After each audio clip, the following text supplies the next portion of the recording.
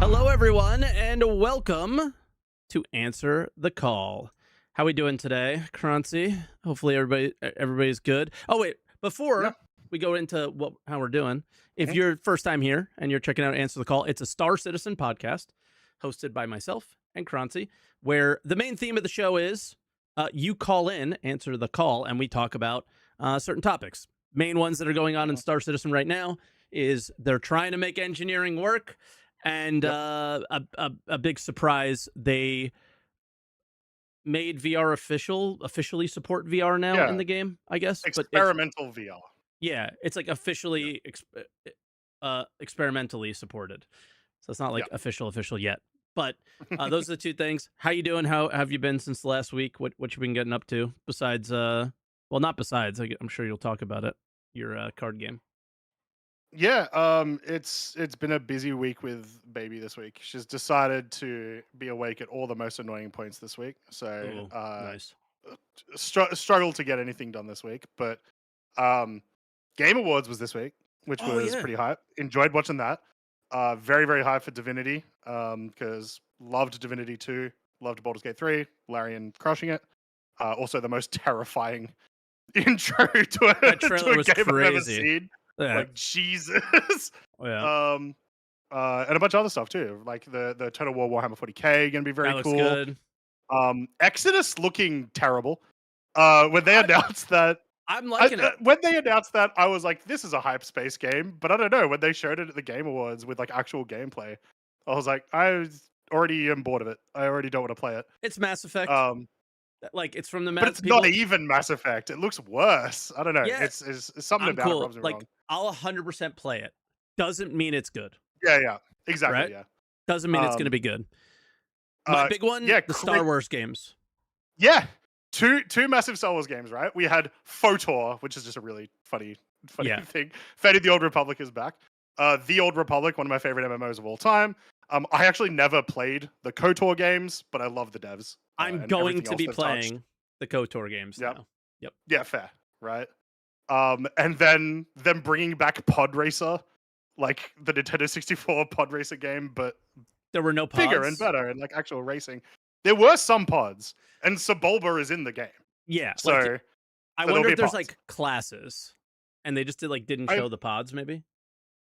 I think there was at least one pod in the trailer. I would have to watch it again. Yeah. But it seems it was like I saw was in the logo. I was like, it's in the logo, so it's got to be. There's got to be pods. Yeah. But also made by the Need for Speed guys is kind of cool. It's like these guys know how to make a racing game. So I should message somebody then. The dev who basically left the elevators completely scuffed that ruined 4.0 went to go make Need for Speed games. So I wonder if he's on that project. That's interesting. Yeah. But yeah, the only other thing that I did was I finished the main story game of Cyberpunk this week. I was I got to get this done. Yep. I saw the Game Awards and I was like, I want to play more games because Star Citizen, this week, pissing me off like more than normal. Everything I'm coming across is just broken. No matter what I do, it's been really frustrating. Last thing, though, of what we did before the podcast, right before the podcast, I decided to rat at a CZ again. Yep. And nobody showed up. So I was like, I'm bored. I'm going to go get my own keys. And I went to the wrong station, no keys. And then I was like, damn it. I looked at the time. It was 9:30. We start at 10. And I was like, all right, I'm just going to go back. Maybe somebody will show up. It didn't look like anybody was there, but maybe somebody else showed up and I just didn't notice the ship. I go in, two guys right in front of me. One of them AFK, kill him instantly, get killed by the other guy. Damn it. I was like, you know what? I'm going, because I should have killed him. I'm going back again. I go back again. They just finished putting the keys in. And I get into the actual hangar. They got a Sulin, but it was a 3v1. There was actually a third guy. Yep. I had my reticle on the guy's face. The third guy. Click, nothing happens. Gun switches off. And I die. And I was just like, so we were doing best dev, worst dev of the year. Yeah. Zach is by far the worst developer. He's winning that award this year over Elliot, who has won it 4 years in a row because they still have not fixed weapon switching It's and no everything. intentional mechanic. You just got a weapon misfire. Yeah, We're just playing Tarkov now. Yeah. exactly. So I almost won a 3v1 and it was epic because Yeah. they were like clearly Star Citizen players and I was Yeah. outplaying them in every avenue. Like I Mhm. just knew the location, they didn't. And like I got height, they had no idea where I was, and it was great. And I just Yep. just missed it. So it was almost epic. It was almost super sick, Yep. and it just wasn't. And they got a Sulin anyway, so fuck them. But yeah, so it was fun. But yeah, I don't know if you want to get into this week. Yeah, I also ran into the craziest ladder bug. I walked up a ladder, it launched me in the air, and I was just like floating. I was just floating up there, and good thing they had no idea where I was because I was just like, "Shoot me!" It was so weird. But yeah, Star Citizen news this week was relatively light, but Yeah. but one big thing. So I guess let's Actually- start with Ooh, VR maybe. let's start with VR, but there's some things I actually want to talk about. I forgot about. Yeah. Yeah, but go ahead. Let's start with VR. Yeah, so experimental stuff for VR is in the PTU. This is probably like one of the most requested features for the game ever. People really wanted this as a feature. It is very much a like RP immersion type thing. I mean, that's what But, Star yeah, Citizen is, though. So it Exactly. makes sense. Yeah, It works. people have wanted it forever. And everyone who's talked to me about it, because I haven't been able to experience it, like you said, you haven't been able to really experience it. People are enjoying it. Guys, sorry, we both don't have VR. Yeah. So it's a little tough because, I mean, I've used VR one time in my life. I don't know how many times you've used it. I used it at a convention one time, and it was just some shitty demo. And that was it. We use it at work for like corporate Christmas parties, trying to get like boomers to play Super Hot and Beat Saber. Okay. So that's most of my experience with VR. But yeah, so haven't been able to give it a chance, but people have been saying they've really enjoyed it. Yeah, it seems like it's working mostly okay. I don't know how bad any of the bugs have been or anything like that, but it is very surprising, right? I think a few years ago, maybe 3 or 4 years ago, they essentially said, we have no plans of doing VR anytime soon. And I believe this was, if I'm not mistaken, like one dev just working on it as a passion project. I don't know if this is anymore, because the whole thing is it can't be a passion project. It has to be a 1.0 feature. So if you're going and you're like, hey, why are they doing this? They're checking off another thing that they literally, I think, legally have to provide, which is VR was a Kickstarter goal or something like that. At least it was the one of their funding goals. So I think they could probably get sued if they don't deliver it, so on and so forth. Yeah. But Sylvan, the dev here, any support of it existing in the past, I believe, was his passion project. I mean, who knows? There's probably people that helped him get this, like, hey, if it's officially a thing, it's probably more than just him, but you never know. And regardless, there's a reason why he wrote this post is because he has been the VR guy that's been in the corner of the VR fans this entire time. So it's like, his baby to announce, I think. And it was really nice to see his name there, whether or not he was the one that, had the biggest part in this actual delivery or whatever. So I thought that's kind of cool. Yep. I see somebody in YouTube chat. Sylvan worked a year of weekends on it. He has a few helpers now. Okay. Yeah. So some more like insiders on that. That's awesome. It's just nice to see, because I know it meant a lot to him. Again, means literally nothing to me, but I'm happy for the people that are happy. I definitely, like, if I can get access to VR for like a week or something, I do want to do an all VR playthrough, like do a challenge run, but all VR, and see how different the game plays in that way, right? Yeah, I mean, people said it was it'd be interesting, pretty good. Like the experience was decent, was what most of what I heard. Nobody really had anything bad to say. I never saw any. I literally never saw anybody say anything bad about it yet, which is surprising. Yeah. Because there's a lot of bad to say about the regular game, I would say. So there's like a lot of things that are like turned off that make it possible to have like a high frame rate is what I'm guessing. So yeah, kind of cool. Yeah. But yeah, again, I don't know how much. So if the calls focused on this more, that would be cool because it's just not something that we've experienced. So I would love to hear your experiences. So on the call side, it's good. But I literally had to remove from my Twitch chat in VR because it was just like, well, in VR it's like this, and I'm like, okay, great. Like I'm here to play an MMO. You like don't play MMOs in VR, so we're good. I'm also really interested to find out like anyone who has like a VR kit as well as like sticks. How's the like transition? But when you like sit in a ship and you're like putting down the controls and stuff, I really want to know. Yeah. Anyone getting sick? Like that experience of it. So yeah. And then somebody in Twitch chat, I think the focus is on the flight experience naturally, and the FPS was not in good shape.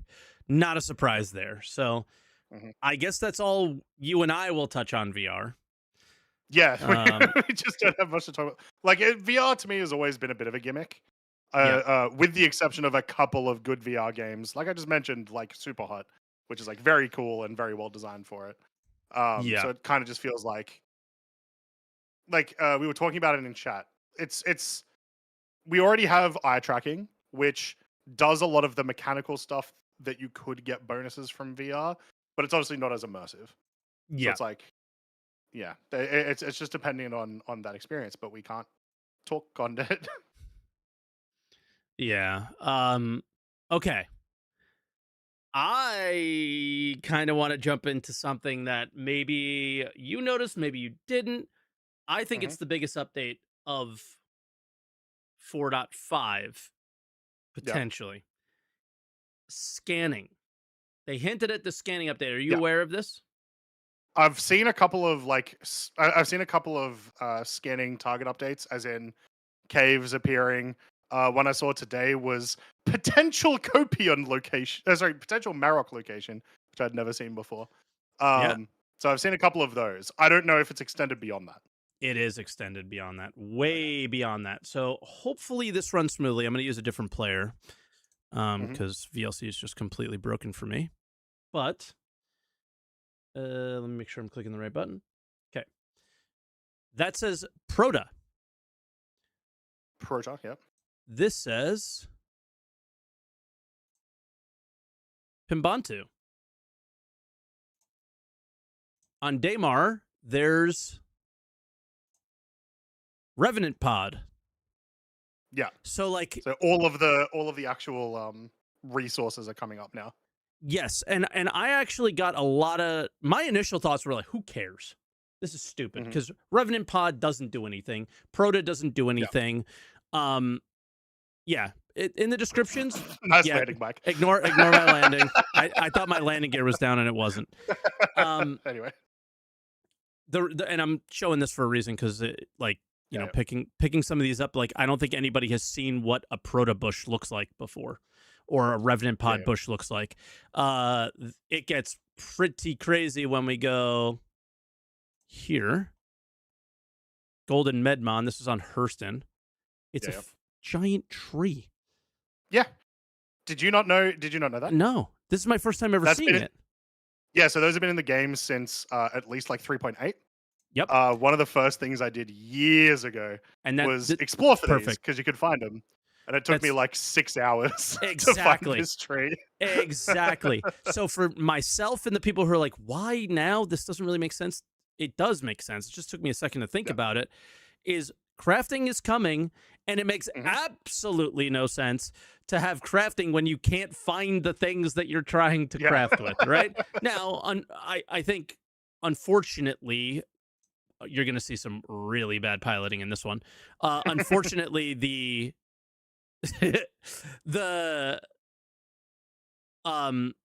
most of the things that I'm finding are like food. So hopefully when crafting comes, there's a lot of new and additional things added here. Simply because yeah, we don't want to be cooks necessarily. Some of us might want to be, but yeah, there's a lot more that has to happen. So this was Sunset Berries, and I think at the end I found Heart of the Woods as well. So those are the two things on Microtech, and then I think I'll switch folders here, and we will go to Friday, and on Friday we got.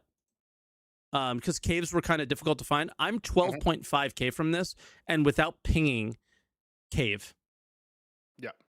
So when you're out doing this in the future, looking for golden medmon or whatever, you may just come across a cave. When I go in the cave, I found, what was this? Amashi Plague. It didn't really have any description on what we use it for, but the cave was mostly empty. There was a couple of hand things. And that's that was really it. So again, my community's like mostly like, oh, well, there's nothing, and it's like, okay, well, that's cool. We can now find the thing. So now it's time to put stuff in it, right? Like Cave Copion should be here. Lots of them. There should be content in these, so now it's hopefully throughout the year it's adding content, and also think about what we saw with Planetech V5 and things like that, where fingers crossed they can build on this via biomes and so on and so forth. So I think that this update was really exciting, and from that standpoint of like, okay, I can see this thing happening with that. So especially because it's like this is, as the game currently is, why would you do it? Like, it has to be for something coming, because we don't need to be able to scan for any of these things, with the none exception of these things, Copions and Maroks, right? Those are the only things that are like tied to missions. So yeah, it makes sense for them to exist. Caves also might be the exception as well, because there's a lot of missions that still send you to caves, I believe, that they're still up. And sometimes you get to the point where you're within 10 kilometers, market disappears, and you're just going to find it. Yeah. And I see somebody in chat say now remove it all from the loot pool. Yes, hopefully to some extent. I do think, because it's like food, maybe some of that stuff should be on the loot pool. And because it does feel like you can now also like survive somewhat, from off of the fruit and stuff, because you don't need water, because it gives you both, things like that. I don't know. Yeah, I think it's a chicken and the egg question, but it's not. It's you have to have the items in the game and be able to find them before you ever introduce crafting. And I saw somebody earlier in the Twitch chat mentioning, like, why would anybody be exciting for crafting with the state of engineering? I don't think those two are necessarily the same. I think that crafting, engineering, they've said, is the adding time to kill to your ships. Crafting is hopefully giving a reason of why you even get in your ship in the first place. Right? So I think those two things are very different. So that's why I'm excited, if that answers your question. I will say, I wonder why. I was very curious why the Marok one that I scanned was potential Marok location rather than just Marok. Yeah, that was odd. So like there might make a change to scanning. Is that what you're implying in some way? Maybe, I don't know. Like it seems like an odd phrasing. It's possible. Maybe Maroks just won't come up on scan themselves, and you just find the locations and then you try for them, or it could be the case that like you try to find Marok eggs or something. I don't know. Yeah, but I don't know. that was a like extra weird one. Yeah, but like I kind of sat down on yesterday's stream and was like, you can kind of count on two hands the amount of items that are in the game that are like craftable, like that have like crafting attached to them. So they definitely have to add a lot more things. And we've seen many things in CitizenCon demos and stuff, like mining crafting materials that we've never heard of. They continue to add stuff in Nix and things like that. So we'll see. So need lots of things. Need tier 1 item recovery, need crafting, need engineering to be dialed in. Like lots of things need to happen to make the game great. But one thing at a time, of course. So I'm actually so happy you brought up item recovery. I was thinking of a thing this week. So, one of the only let's games talk that because me and I my wife wanna. can like, one of the only things that me and my wife can play at the moment, as like a quick game that we can jump into in between when the baby's sleeping and whatnot, is Minecraft. So we set up a Minecraft server and just like having some fun with it. Yeah. Minecraft has full loot. Yeah. Minecraft has when you die, you drop everything. Yep. And that was just so funny to me. And it's a child's game. Yeah. Yep. Yeah, it's obviously like you can't make the comparison completely. Like there are obviously so many differences, but I was like the complaints about it, about full loot all the time that come up. Minecraft has it. It's so fine. It is so okay. Anyway. Yeah, like I will never accept anyone's excuse. Yeah. Outside of it, like if you are not arguing that the corpse run in Star Citizen is the pain, Mm-hmm. you're wrong. Like it's a hill I'm dying on. It's everything CIG has done after you die is the problem, not that you drop your gear. Yeah. It's everything else. And the fact that they sold your gear on the website. This is all on them.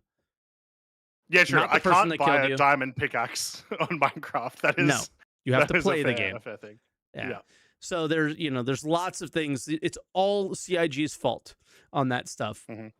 I had guess what? There just another thing in 4.5 and maybe in 4.4 as well. When you die at the ASD Onyx locations, so like you die Hyperion, in real life. Yeah, you go back. You cannot respawn there, not even in a ship. Oh, really? Nope. Ooh. Yeah. And do you know what that made me realize? Grinding it a lot harder. Yeah. That made me realize, like, hey, fair. It was literally called cooperative zones. So fair, okay? I'm not necessarily mad about it, but it did bring up the conversation on my stream of like, they're just, this is all wrong. Like everything they're doing here feels bad and doesn't feel good. Like waking up and respawning there felt good. And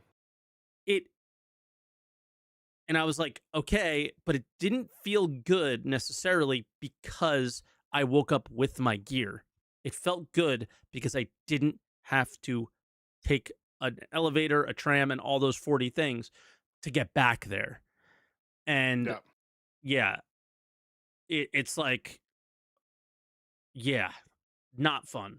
And so we were like talking about that, and I think the conversation was like pretty healthy that we had. There was one guy that was an idiot, but outside of that, it was like really healthy, and it was like, yeah, like we just started talking about that of like it tier 0 is the reason why they got rid of it, because Hyperion, they watched me and many other people solo Hyperion, which was not the intended design.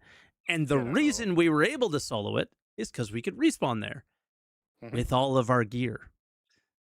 Right? So it's that's the thing that I think it's like, oh yeah, we put tier 0 item recovery in, and it is like now they're making decisions, game design decisions around it. And it's like, should we be doing that? Should we be doing that? Or should we focus more on what the end is? And it was like, oh, okay. So it was like, I thought it was a healthy conversation. So if that's something you guys want to talk about today, I say go for it. If you call in and want to chat about that, it's fine. Because it was interesting. It was like, oh yeah, there's more to this than like me mad because I died. And it's like, no, that's not why I'm mad. At all, actually. It was like, I'm mad because I have to 20 minutes of my life just wasted again for nothing, right? It was just to go see the Yormandi, which is completely bugged, by the way. Does 1% damage on, no, it's in the worst way. Does 1% damage on you, so you could just kill it solo, like really easy. Yeah. It killed me, but you can kill it solo really easy if you're not bad at the video game. I was bad at the video game. Mike stood there for 50% of his health going, why is it taking you so long to kill me? No, I literally just stood there and it killed me eventually. And was like, Yeah. okay. I don't know what do you want to touch on next? I have. I think let's go engineering. That's probably the biggest topic this week is all Fair. the updates. Yep. My experience way better than last week. They have done a lot of balance passes and stuff this week, changed a lot of things. They've upped shield health, they doubled the timer on the power plants. The biggest one for engineers themselves, the speed at which you can heal your components is so much better, so satisfying. Feels like it's exactly the right spot, in my opinion. Like going back to once again that like Sea of Thieves comparison, the amount of time that it would take you to like bail out water and to like repair holes felt like the same sort of amount of time that it was taking me to repair components, but still felt urgent enough that like I need to do this right now, that it was still compelling. So tons and tons of changes this week. Seems like it's getting there in at least a playability spot of enjoying engineering, but still not enough incentive to actually do multi-crew. Turrets still don't feel good enough. And yeah, but yeah, way better than last week. Yeah, I had a similar experience. It almost felt like, at least this experience I'm showing here, this was Tuesday's patch, felt like they overcorrected. So it's me and PC again, and we never took damage. Yeah. So there wasn't like going in the back and repairing anything. It was we literally were like, all right, where's the challenge? And so that was like, okay, so it brought us back to like 4.4 levels, I guess, of maybe time to kill or ease. But as you can see, the NPCs also, maybe they were struggling a little bit on the server. I don't know, but it was very little damage being done, which was, yeah, it was interesting. And then what was the other experience? Like they said that, I think it would be here. They said that it was just your power plant that was going to take damage. That's not what happened to me. Yeah. Armor 0, hull just went 0, literally 1 frame ago. And then, boom, everything died. It does say cooler failure. That's because your power plant's at 0. So it says cooler failure if your cooler just turns off, which would have happened because your power plant went to 0. Yeah, the way the patch notes were written was like, that's not how I read it. Let me see. Because at the very least, that's what happened to us today. So like, wait, what happened? What is this? Huge engineering updates. Yeah, somehow that's a cool OBS feature that I didn't know existed. I tried to drag this onto the other screen. It dragged it into OBS. Okay, I didn't know that was there. Cool. Yeah, they were saying that like, your power plant will basically be the first thing that shuts off, right? Before everything else shuts off. Only the power plant will receive damage now, and not other components and thrusters when a critical part, such as ship hull, reaches 0 health. So so for me, everything turned red, everything was on fire. That's because your power plant turned off. So because your power plant turned off, your coolers then turn off, because this happened to us today. But then that's not your coolers what this then says. turn off. And then, well, it is, because your power plant's turned off. The other stuff didn't receive damage. They were off because you didn't have power. No. Because today when we did it, the 100% same thing happened up. Cooler failure. Things started to rise in temperature because the coolers weren't on.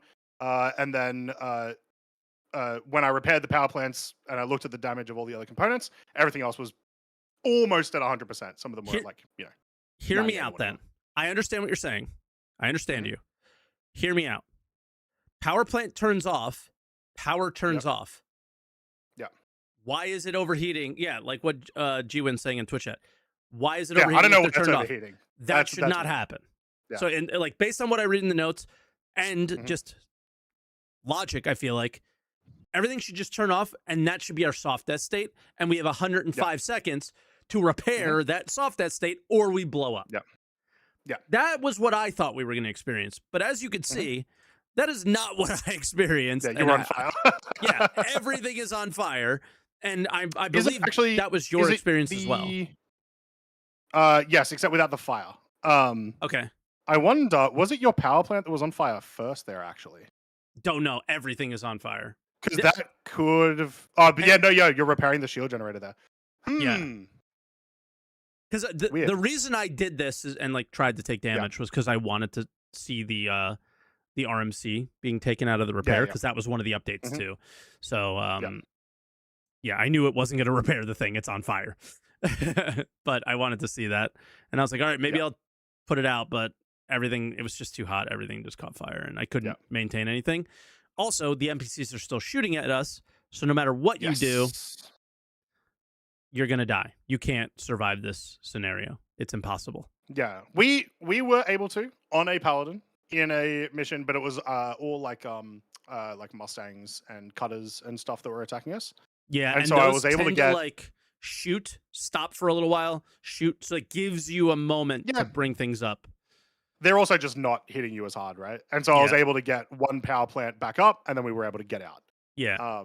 Which that was the moment today where I was like, this is great. Like I am enjoying this gameplay now, right? I would like that experience. We're in a bad situation. I had the experience of, well, okay, we're dead in the water right now. All 3 power plants are out.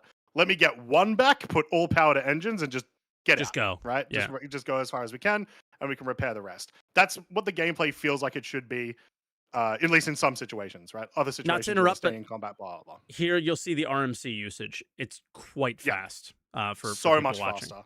Yeah. It feels right. The amount of time it takes to heal components to me feels right now. Yeah. There's an explosion. Yeah, because I tried to get things repaired before the 105 seconds. The 105 was up, but the I want to talk about that because that goes way back to when we were testing a long time ago in Arena Commander, the original engineering test. Torsten was in the chat, and it was impossible to know, like, hey man, like, what are your goals here? Because it was so bugged and it just wasn't delivering the experience that we were expecting. So if I recall, it was like, well, what are you going for here? And it was like, we're going for, you can repair, and you can repair during combat, and that will give you the advantage, but eventually you'll run out of RMC. So the idea here is that they are trying to consume that RMC from you, because that's the breaking point. It's like, you can hold it, but we don't want you to be able to hold it forever. Yeah. So like, if you look at that and go, the RMC is like depleting too quickly, that's not what they're going for, and there's a good reason for it, I think. So I think you got to rethink that a little bit. If you're like, oh no, we're going to run out of RMC. It's like, yeah, that's the idea. The idea is not for you to perpetually live while you're under attack. So just pointing that one out. Better experience. Like, shield stayed up longer, ships survive longer. That's the goal of this. Whether or not it's what you expected are two different things, I think, is what we're trying to show there with the video that I picked and the experiences that we had. They're putting this thing out, next week, no matter what. So yeah, it'll be this coming week for sure. Yeah. So it's like, well, no, I think it's going to be Tuesday the 23rd. That's me. But CIG does everything until the last minute. They always. I know, but that it just takes me back to literally a year ago when the 4.0 PTU was like the exact same. It was like on the 23rd of December or something. Yep. But we watched ISC last week. I think the most important thing that they said was, we are going to continue to do this. So yeah, it is what it is. And I don't hate it, but I don't love it yet. There's a lot of for sure things that they have tons and tons of work that needs done, but it felt like a system that I could get used to. You know, like it felt like a gameplay loop I could get used to. It also it just once again doesn't have a lot of use right now, because it's still the case that, like, just get multiple single cruise ships, or just get a big enough multi-cruise ship that doesn't matter. Yeah, I mean, that's the other thing, is like the penetration stuff is acting a bit weird. Like, I was in a starter ship doing a bounty, and I could not take damage to any component. And I was like, that's not making a whole lot of sense. So yeah, there's a lot to do there. But the other thing is like, yeah, it does sort of entice you to get a crew because maybe you'll survive longer if they Mhm. achieve this. But also, like, if you want to fly around in a whole sea by yourself, like, this isn't stopping you. No, no. You know, and it's not going to stop it. From my understanding, especially with the hull going to zero thing, it's not going to stop you from not multi-crewing a Corsair or not multi-crewing Mhm. a Connie or not multi-crewing an Idris. So Yep. I feel like it's not taking anything away. If you were going to die because your hull went to zero, you were going to die anyway. Yeah. You are having the same experience. This has changed Mhm. nothing, but potentially given the advantage to the group who is repairing their power plants and components and Yeah. stuff. At least that seems like what the goal is. I got a lot of feelings about the whole going to zero thing. Mhm. I think the entire community has said, we don't like this. They continue to keep it in with no explanation as to why. I think before we Yeah. go live, I think that's the most important thing to just communicate to the backers is like, because it's the confusing part. It's like my hull went to zero, my power plant dies. Like I was fine. Yeah. All my stuff was 100%. Now it is at zero. Why? I don't Yeah. understand. So hopefully they can come up with a more elegant solution to that, I think is Mhm. the best way to put it. And that won't happen in 4.5. But I hope they Yep. hear that and I hope they communicate that like, hey, we hear you and we're Mhm. gonna think of something, or we have some ideas, here they are. What do you think? And we Yeah. just go from there. But that's me. I would also I would also love with these changes. I don't think it'll happen in 4.5, but hopefully at least in 4.6 or 4.51, whatever the next patch is. I really want the mission team to jump in and make like you're making multi-crew ships more or less require actual multi-crew now, which means a lot of missions that were soloable and were balanced for how the players played it in the game right now, which was solo, isn't necessarily going to be the case anymore. It's either going to take more time, or at the very least, yeah, you just need that person to repair. So I'd love to see bigger missions with bigger ships. Just up the payout, do something to entice people a little bit more, so that shared of because they're not going to fix the sharing of UEC, I don't think, anytime soon. But it would entice people a bit more to actually want to do this for a reason other than just the ship is a bit more enjoyable now. Yeah. Agreed. It's I hope it I yeah. It's just so Mhm. hard to tell. I think this doesn't feel like master modes in terms of the amount of people that are gonna hate it. But Yeah.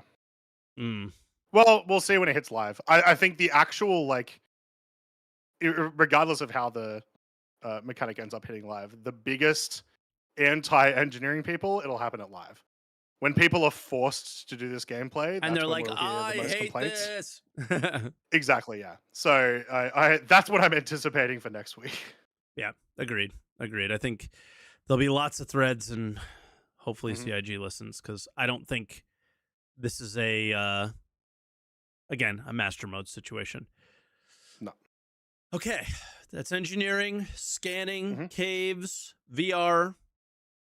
Sneak The peek. only sneak peek. That's what I was about to say. That's the only other thing I got on my mind.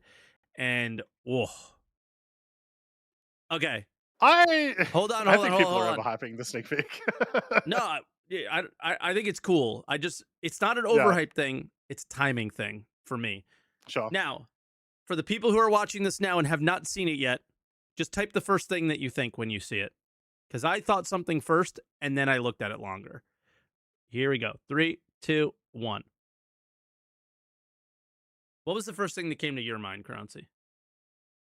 Honestly, Christmas lights, just because the green and red in the center, as well as the week before it was a Christmas thing. Mm-hmm. But then I assumed that this would be part of the like Levski mine thing that they showed 2 weeks ago now, I think. For me, I thought it was a docking collar breacher. Like you tractor beam this on and it would Now breach a that's docking collar, sick. right? That's sick. But it's not. It's not, but CIG next year. Talking color. Yeah. Cracker, there you go.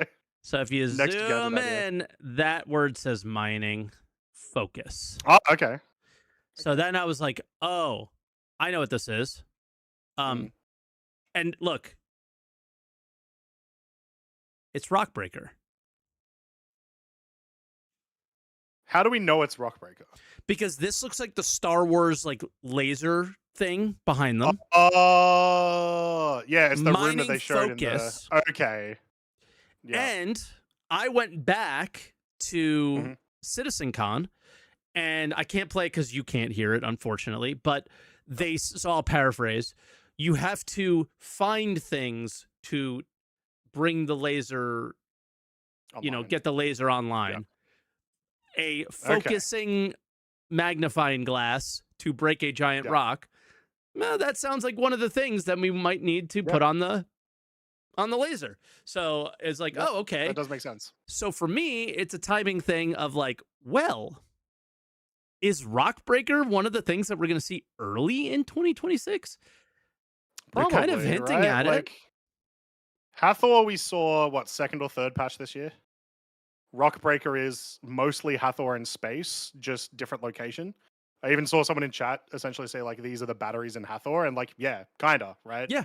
Like presumably you just put them into, yeah. So it sounds like there's more than just batteries. Like there might be multiple steps. Yeah. Because Hathor was like one of the first puzzles they made, right? It was CZ, then it was Hathor. So I think like through the process with like Onyx and ASD, there's a lot more steps to those. I think this one will probably fall along the lines of like there might be some pretty serious puzzling going on here as well, which might be cool. So I'm excited for this. Not necessarily just, I was excited for Rockbreaker in general, but I'm more excited now because I thought Rockbreaker was going to be more towards later in the year. It still might be, and they were just choosing anything that they had on, So so that's the thing. If we're not getting any content this month for this patch, which is more and more looking like the case because we're at all waves, we haven't seen any new missions or anything, and nothing in January. Presumably, yeah, exactly. So presumably those devs are still working. It makes sense that they would be doing this, right? So yeah, it's also something that they like already have somewhat. Like I don't know if the work that was done on Hathor can be like copied and pasted over here very easily, because it's like a totally different. It's in space and blah blah. So like I don't know how much different it will be, but the hope is what you learn from Hathor should make this easier to do. Yeah, I think the comparison to Hathor is more like the gameplay style rather than necessarily like the actual mechanics themselves. Well, no, I think it's the mechanic because giant laser opens hole, you go in the hole. That's basic. That's the mechanic, right? Sure. So that like the in the end, the hope is when you fire the damn laser, the cave opens. And when you put the and things, hopefully we can't just stay inside the asteroid, wait for it to close over again. Yeah, just keep mining it in perpetuity. Yeah, exactly. So hopefully they've learned some lessons from Hathor. But yeah, I mean, I saw this worth discussing. Very fun, very exciting. Yeah, good times. But I think that's all I have for like what happened this week. Yeah, it's Luminalia. Get your free Luminalia skins and stuff. Yeah. They're my favorite skins of the year. Or, you love the ice break paints, right? Yeah, that's my style. Yep. So let me bring that up on the screen for people who haven't seen what's already available. Golem Ox. So, or Golem and Golem Ox, because you can use both. Was day one. A Volt Pistol was day two. Day three was this. Who cares? And then day 4 was C1. And day 5 we're still waiting on, which will be in like 10 minutes, I think. So we'll open up our loot box on in a few minutes on stream. Maybe we'll do it. But I think I think that's all that happened this week. So make sure you get those rewards on all your accounts if you're interested, because they're free. They take nothing but a little bit of time. But yeah, the top white and blue paint, my favorite. Absolute favorite. They're pretty nice. I think when they released them because they released them for like the Mole and the Prospector, it's like one of the only ones that I've spent real money to buy skins on because so good. Yeah. I'm trying to think of. Oh yeah, there's like missions and stuff in the game too. for Luminalia, new missions, where it's like the old ones to like go and get gift boxes, but I think that they're updated Yep. for the newer Yeah, yeah. patches. And yeah, ready for calls? Let's do it. And if you want to call into the Answer the Call a Chat podcast, make sure you go to the Discord description in the link below. If you're watching on YouTube, if you're over on Twitch, as much of my podcast, follow the link, head into the green room, and we'll grab you in. Though we're probably already full today, so make sure you call in next week. I can't see the calls, so you're going to get screwed up here a little Okay, bit. I that's can't fine. I can see. bring them in. Yeah, if you can bring them in, I can't see the names even to put them on the screen. Weird. So this is all very odd. So I will. All right. I've recently switched to Windows 11, and it's I guess Discord is completely different. So I'll look at my phone for the names and yeah. Okay. Well, first call in is going to be Amaimon. Welcome, Okay, welcome that in, should be Amaimon. easy. How we doing today? Hey guys. Hello. Doing okay. Lovely. I did, after I called in last week, actually lose my voice immediately the next day. So if my voice sounds a little bit iffy, that's why. You got sick through the computer from me. Yeah. Maybe just to touch on a couple of the basic things, and then actually I can go into the VR stuff. Lovely. But I haven't tested the current patch for engineering that much, because for some reason it seems like each subsequent patch we've gotten, I've had more and more issues with the actual game itself. Love it. Lag, notably, input sound bug with turrets delay. still exists Yes, and was crashing us with the Paladin exactly. today. Love that that's still a thing. Yeah. I did, in this current build, test initially the Clipper because I planned on doing a solo, 0 to hero run when 4.5 comes out. So I was testing the viability of the Clipper as a solo ship, because that's what it's supposed to be. And took it into brief combat, intentionally, let myself get hit. Shields did last longer, the hull did last longer, but then once it actually went critical, there was no warning that there was a fire, but the moment I turned around, the entire ass of the ship was on fire. So I got back in the pilot seat, vented the ship, tried to run to repair, and I had 20 seconds remaining on the power plant before I went critical, and I died 5 seconds after that. So I don't know what happened there. If it was the fire that made it go critical or reached the timer before it was actually supposed to be hit. But obviously something there still needs to change or to have work. And also it could be like someone just said in chat, you got overkilled because the AI don't stop shooting you. So, there's that issue as well. I respawned, tried to go do the same with the Perseus to test, how it is on a larger ship. I actually couldn't repair because I forgot to get a new tube of the repair stuff to equip. But I did notice that when it went critical, only one power plant went offline. The other power plant was still online, but all the other components are down. So I think that's kind of a weird... I had all three of mine go down at the same time. Yeah, no, I just had the main one in the back went offline, and it shut off the power to everything. And then the forward power plant was still online, but nothing had power. I couldn't go test if it was the relay because I crashed a desktop with an audio bug before I made it down the stairs. And then when I came back, I was dead. Yeah. Like the ship wasn't dead, I was dead. Mm-hmm. So I don't know what happened. And at that point, I kind of gave up testing. But a couple side notes. The mention of the Marok that you had, that was actually in the patch 2 or 3 patches ago. So because you have the exploration, quote unquote, missions to hunt Marok, if you actually went to the locations, the Marok fly around a lot. So it's not as easy to find like the Copion. So I think they just added that potential location so that it's easier to go there and then hunt for them. Most of the time they're up in the air or something. But that's been in for a while. Okay, fair enough. Okay. I'm not Yeah, surprised. It has been onto a V while since I've bothered to try any of those missions. yeah. Um, onto the VR. I Mhm, am an avid VR user. I have thousands of hours in VR. I mhm, had the original Oculus CV1. I'm now using the Rift S, which is kind of old at this point now. mhm, Um, I was not holding my expectations very high, specifically because I've just played so many games. I've seen what early state of VR is in other games, especially FPS, and mhm. I wasn't sure that, CIG would be able to actually get it working. It is still very early, it is still experimental, Yeah. but I was impressed. They Okay. What were you had it in a impressed better state about? than Yeah, I because just the everybody seems so overall excited.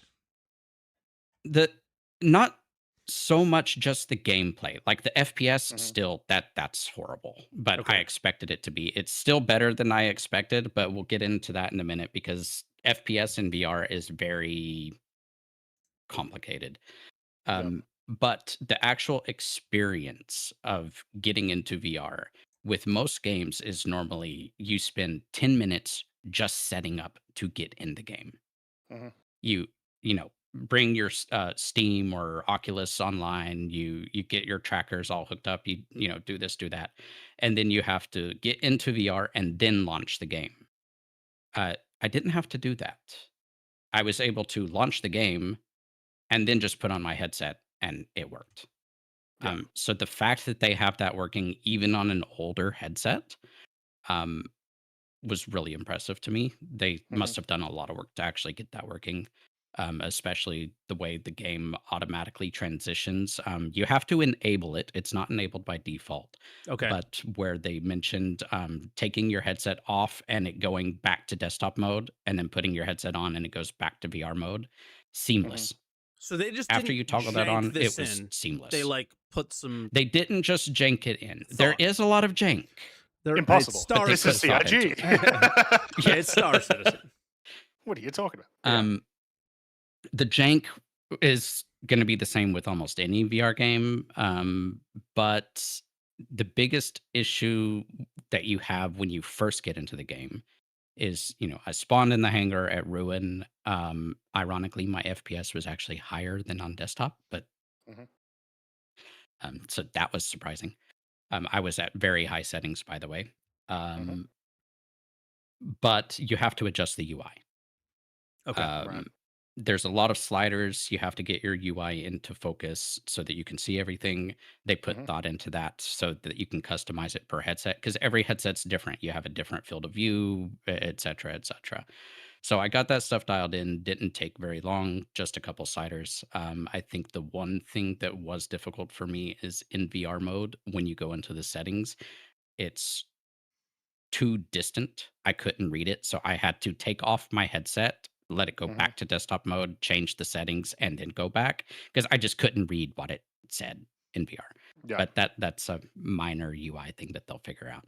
I know people Um, loved Elite Dangerous in VR, so I can't Mm. imagine why. I played Elite Dangerous in VR on the original CV1. I played Eve Valkyrie a Yeah, yeah. lot, which was a sit in the cockpit dogfighting thing. Mhm. Mhm, Um, that sense of scale that I miss from those games was even more impressive in Star Citizen. Like taking off out of the yeah. hangar at Ruin and immediately flying past those gigantic asteroids, flying down to Terminus and seeing that, it's not just round. There's actual height and texture to the planet. Like I was Yeah. still pretty high altitude and you could already see the mountains. So it was really impressive on that standpoint. That's what I saw from The someone on a Reddit post is like you never truly understand like the scale of an Idris until you're in VR with it, and then like you get the full feel of this, what is it, like 300-meter long monster. Yeah. And What's like funny yeah, that's is got to do my amazing for immersion, right?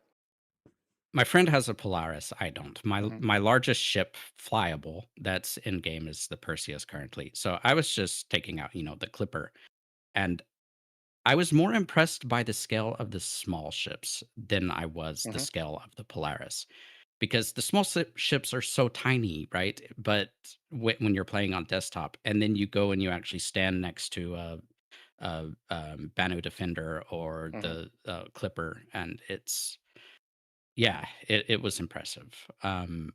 The issues that I can see, or that I had, and that I can see people having, are mostly UI, and I don't know if it was just my headset is old, Yeah. so the refresh rate isn't as high, but I had some pretty bad, like motion blur slash ghosting.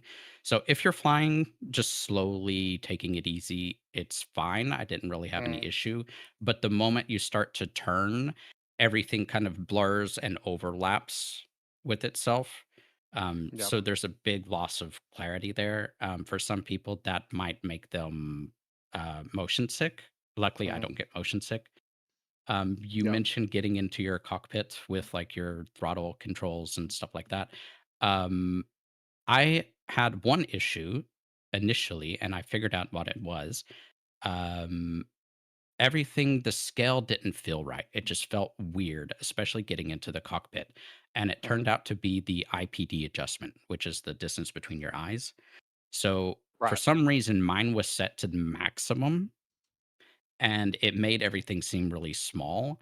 But if you set Yep. it to 1, it takes the IPD, I guess, of your headset, and then suddenly it felt like I was in my cockpit once I adjusted Yeah. that. Okay.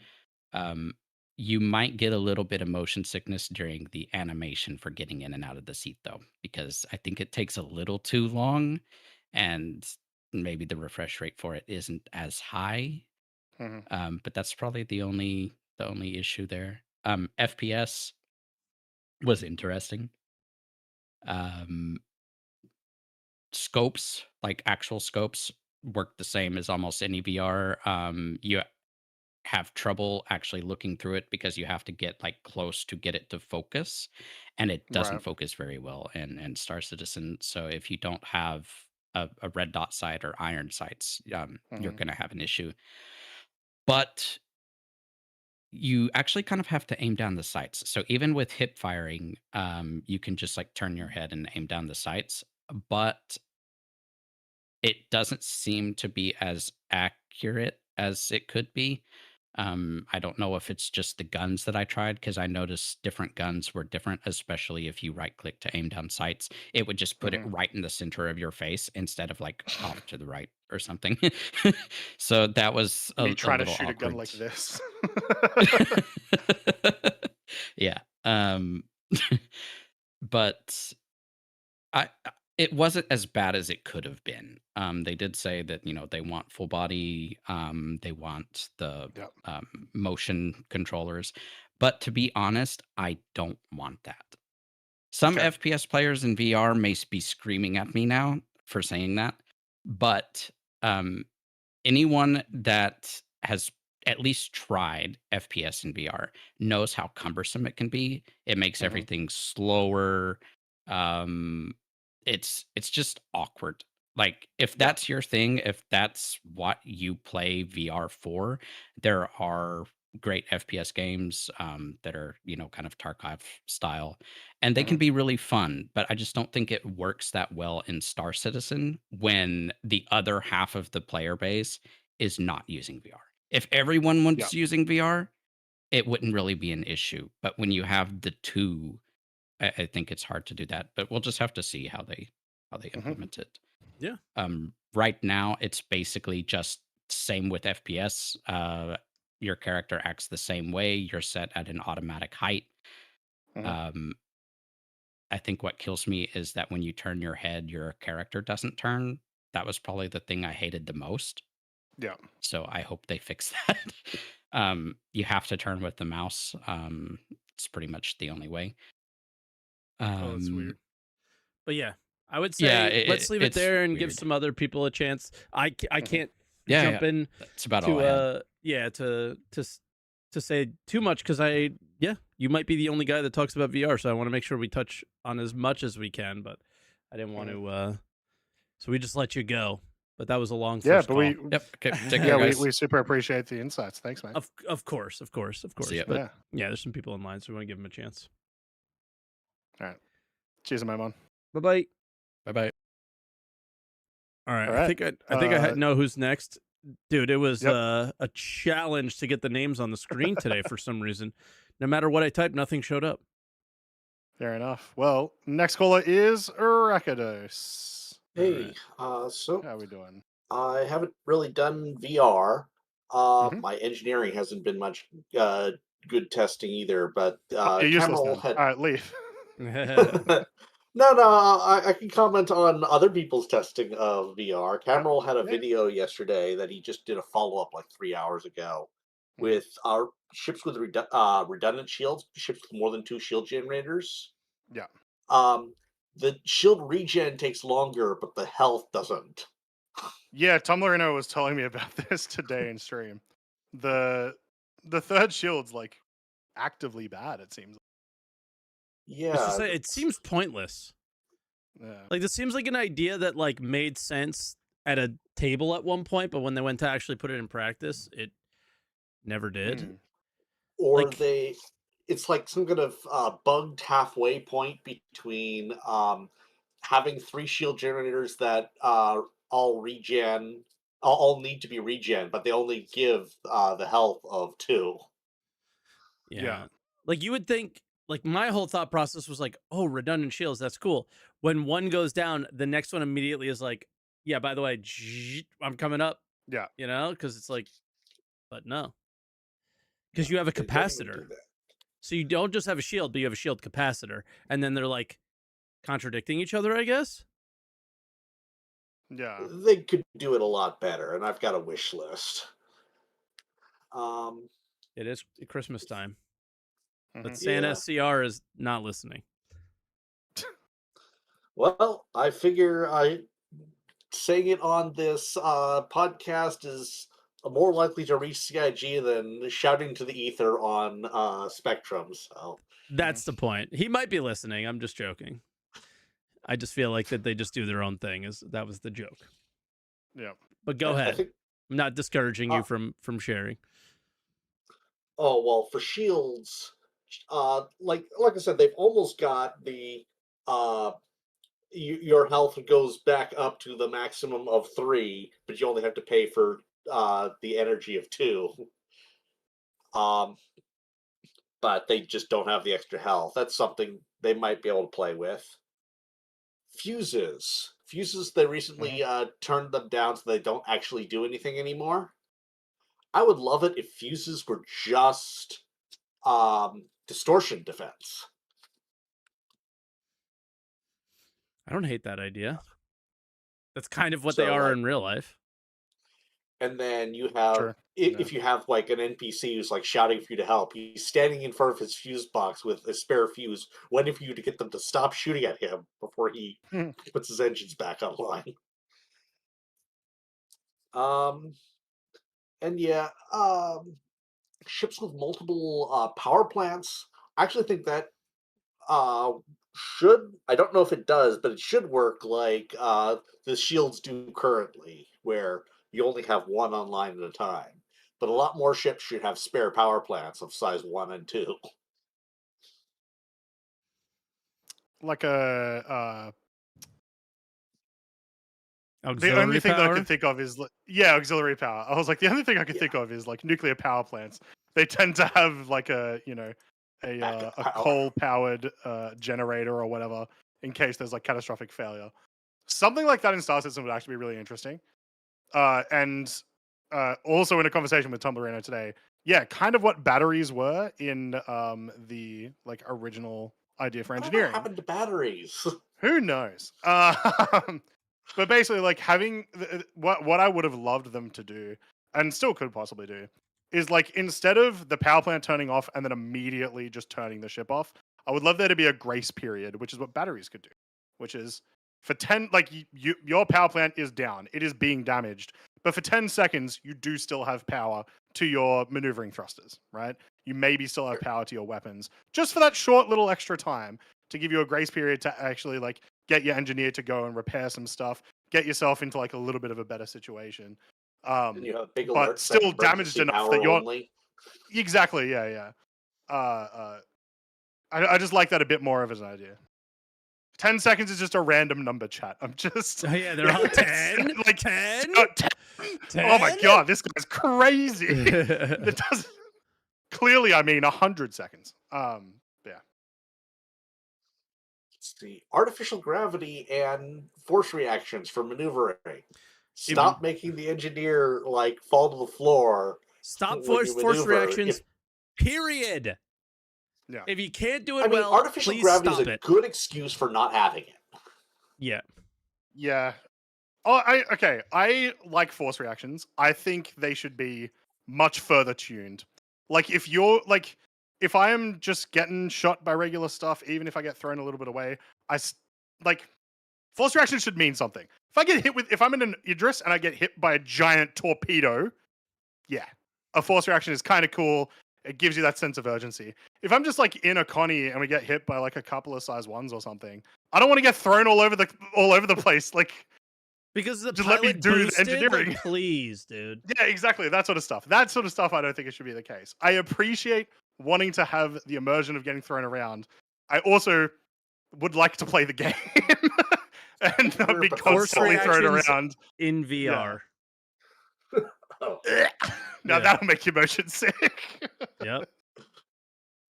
And I think my last point on my wish list is the component closets should be like separately armored. So yes, if they shoot down like one power plant and you have a spare over there, they have to get through the armor of the second power plant before they can take the second one down. That gives you time to deal with the first one. I mean, it's all depending on where they're shooting. So it's not like in a row kind of thing, but yeah. Like they could theoretically hit both at the same time, or you know, if there's a bunch of people shooting at you, even though that one, like with your response is like, okay, one power plant at a time and the redundancy thing, that doesn't mean that one of them, it just doesn't take damage. That would be weird. Yeah. If you're hitting in that area. All that is the things I wanted to cover. Okay. Thank you for being sounding board here. Of course. That's what we're here for. But yeah, the fuses being distortion defense, I think, is the biggest thing I want to push out to CIG. I don't hate that idea. Any engineering gameplay to fight distortion damage, I'm keen on. All right. So, yeah, awesome. All right, well, cheers, Rakaydos. We'll look forward to your next call. Thanks a ton. Thank you. All right, catch up. Alrighty. Next caller. It's in brackets. I'm going to call them Snow E because their actual name is Bombitman Bomb. I put Bombitman up there. Bombitman. Let's go with Bombitman. How are we doing, Bombitman? Going good. Long time listener, first time caller. Oh, well, really? First time? I feel like I've had you on here before. I'm in your chat a lot. I haven't ever joined the calls. Yeah. Okay. Yeah, so I don't have much to add on the engineering side, aside from yes, distortion damage for fuses. I like that idea. It's a cool way to do it. So yeah, I'm coming into this as a VR game developer with many thousands of hours in VR. Quickly to Amaimon's issues with the stuttering and whatnot. You're on an Oculus headset. There is like some auto smoothing settings in those you can go turn off that is kind of clashing with the smoothing that they're doing with their VR implementation. That might give you a much better experience.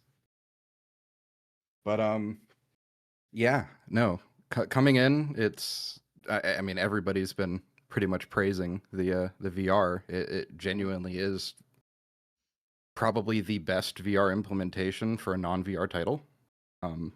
Okay. That I've pretty big seen. I wonder like how much, and you could actually probably a lot. Yeah, but I wonder, and you can probably speak on this. I wonder how much of this is built on the head tracking stuff that they've had over the years. Oh, all of it. Like, is that yeah?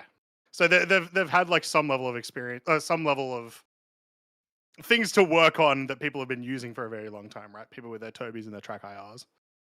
Yeah, which that is the biggest shame, is that I'm losing the targeting feature from Toby being in a headset. But Sylvan did note that they are looking at face and eye tracking integration, so yeah. hopefully we'll get that back.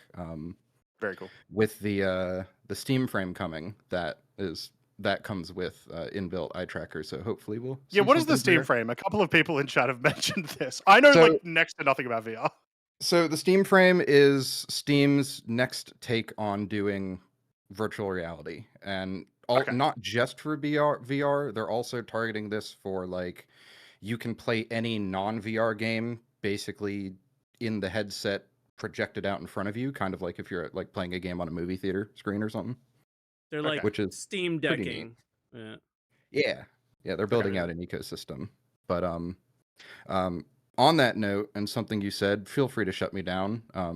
I have a lot of VR dev kits, some spare headsets. If you've got a PO box or something, I'd gladly send you like a Quest 2 or something. I've got a couple lying around. Croncy Do it, perked Mike. up. Well, yeah. Do it, Mike. Do it. I'm not gonna get you to send something all the way to Australia. That's I mean, it's don't you have to like set up shit on the walls and like have room to no, move no, around? no. That's been done for a decade That's ago. super old school. Yeah. Okay. Yeah. What you do with it now is you basically just put the headset on, and then with the headset you mark your area, and that's your area. Yep. So they use inside out tracking. So there's a couple cameras on the corners of the headset, and you just stand in a place, put the controller on the ground for a moment so it knows where your floor is, and then just draw a little circle around you of where you don't want to hit stuff. Okay. Yeah. That changes things a Do little it, Mike. bit. Send it to him. Mike, if you can get a VR headset, I will borrow one of my friends. We'll do CZs in VR. So the FPS stuff is really jank, but I am loving the depth perception. Croncy's trying to get me to throw up in your VR headset. Which that's another thing that really just having depth perception. So I've been playing Arena Commander for the past few hours, and exclusively not using targeting whatsoever, just raw dogging shots, and actually have started winning fights. It is okay. Very interesting. Not a big advantage, but nice to be able to eyeball a ship that's flying past you and get a couple shots off on it. Yeah, that's kind of sick actually. I like that. Yeah. The force reactions are vomit inducing. Yeah. There's a couple things like that. Actually fall off their chair during a force reaction. Everybody getting hype about VR might be that final nail in the coffin for them to remove all force reactions. There's a world, I see if you have your gravity generator working, there shouldn't be any force reactions outside of, to Croncy's point. If you take a size 10 torpedo, you're gonna get thrown around. That's the thing. There's some appeal to it. CR like wanting this video game to be a movie bullshit, like where it's like, oh, we just got hit, and the camera in the show that you're watching shakes like crazy, and the sparks, even though the engine got hit 20 miles away, the sparks in the cockpit just, there's a magical fire that appears. Like that's what he's trying to deliver there, I think, with force reactions, but it's just like that's the worst implemented thing in the history of this game, and that's saying something. It's also it's a mechanic that once again is like out of scope of the actual way people play the game. Yeah, I think all that it's stuff is just an really annoyance. Cool. Nobody likes no it. one's Everyone playing around force reactions, right? Yeah. No one's gonna actively. Oh, I better slow down so that Bill can get to the engineering. No, you're flooring it every time. And every time. it doesn't even make stops. sense. Yeah. Because the thing generating the gravity is moving with you. Like, so if you boost that. Yeah. Now I could see an argument, and maybe I would be okay with this, of if your gravity generator is damaged. Yes, that should be, a hazard of there is an issue with your ship. Yep. That would okay. Hear me out. Gravity generator gets damaged. Now everyone's EVAing in the ship and trying to move around. Come on, Chris, that's great. Do that instead so that I can play the game most of the time. But no, the some of the camera stuff with the headsets and being just strictly on rails is a bit odd. You know, even with over 10,000 hours in a headset, I don't get motion sickness. There were a couple of moments like if you die in Arena Commander in FPS, you suddenly are just rotated 100 degrees and are looking down, moving up. Yeah. Slightly upside down. It's a bit some of those a things bit jarring, right? Yeah. Very, very jarring. Yeah, I I had my my first so I have a fear of heights, and that was I had the moment loading into Arena Commander, walking to the back of the ship and looking down, and for the first time in a while, just What ship? my stomach Idris. Yeah. I had to walk around it. Yeah. Yeah, no, 100%. Yeah.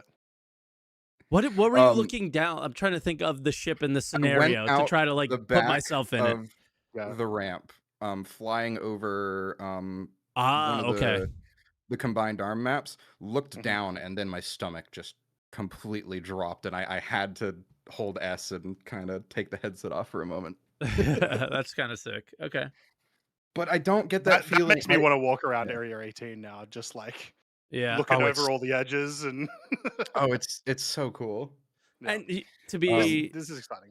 The only thing that it says on the page is that they need to deliver VR in the Hangar module.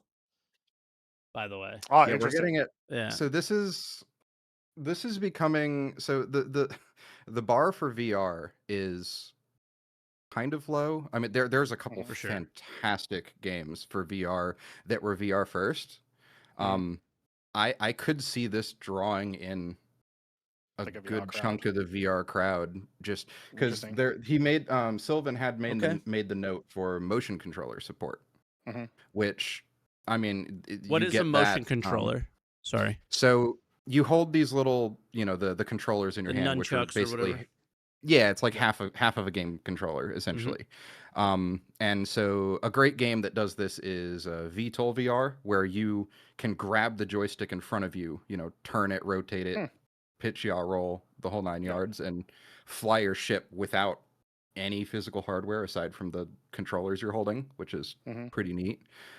I could see that if they add it for gunplay being a little bit broken, as that does kind of then inherently come with you can be behind cover, put your gun out, and kind of blind fire.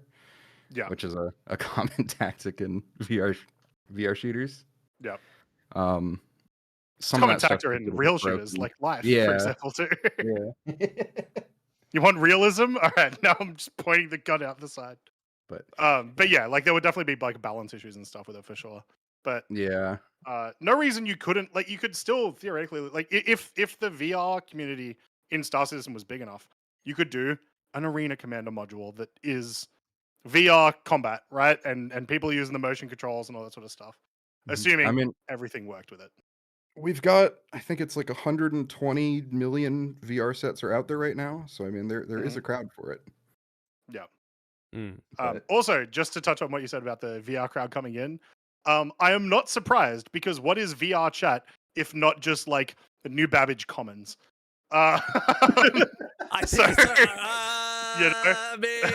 Croncy, nobody's doing in New Babbage what is going on in fucking VR chat, okay? They will when they've got the VR headsets. Oh, Mike, you'd be surprised. Yeah. But you know what I mean? Like, I would not be surprised. Like, think of how many people spend their time playing Star Citizen and just doing like ship meets and stuff. Well, now that's going on at those ship meets.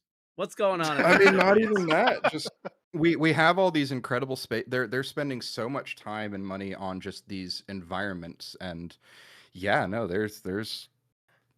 I would love to go walk around Microtech or something, especially once we get that Genesis stuff in. Oh, you know what? Here's my big one. IAE. I would actually probably enjoy IAE a lot more if I could walk around and see all the new ships that way. So there'd be some elements. To Maimon's point on that, the small ships, I pulled out a Nova tank. I my jaw dropped. That thing is massive. Yeah, it's enormous. It's crazy big. Like, yeah, my head doesn't even come up to the top of the tracks. Yep. Somebody in the chat, Yep. how's falling through the planet in VR? They'll find out. Don't know yet. They'll find out eventually. Just give it some time. Yeah. Cool. All right. Well, you've been talking for a little bit, so we'll probably leave it there. But once again, we super appreciate the call, especially from a VR dev. Lots of really good insights again. It's getting me excited. I am gonna borrow someone's VR headset for sure.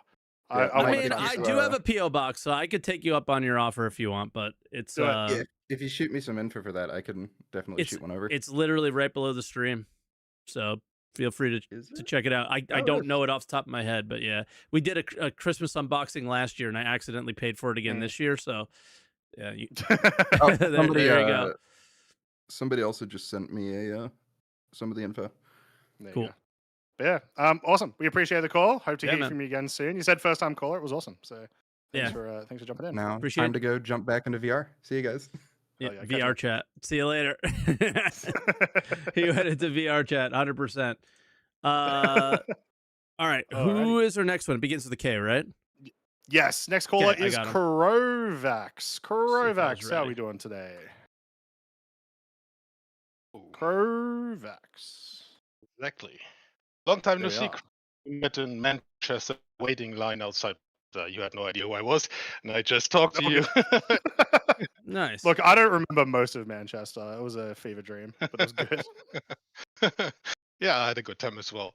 So I will also add a lot more to VR than to engineering. So I've been testing engineering in Evo from the start, and it just doesn't click with me yet. So I'll probably have to use it when it's live.